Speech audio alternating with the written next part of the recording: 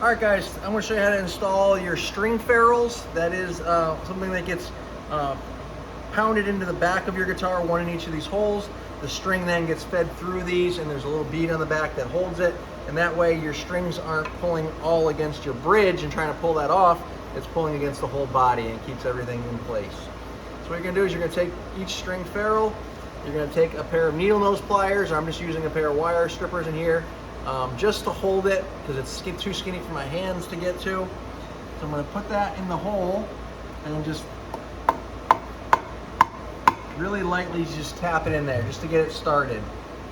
Okay, once it's started, oh, went sideways on me.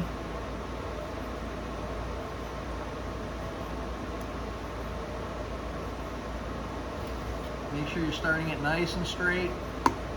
Okay, getting it started in there. You can give it a couple of whacks. These have to get set all the way down. There's a little bit of a lip on there, and you want that lip sitting flush with your body. But I'm not gonna just pound on this guitar and risk slipping off and denting the guitar.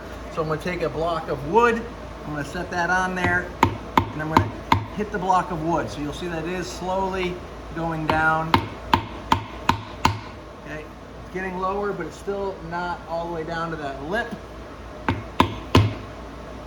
It's denting my wood, so I'm gonna swing it around. A little bit more.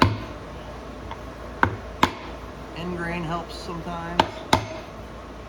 Okay, and just bring that camera right in here and show how that is right down flush. It is sticking up.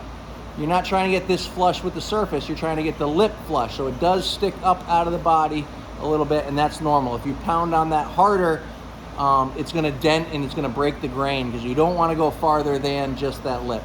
So that's that. You're gonna do that for all 6 and then move on to the next step.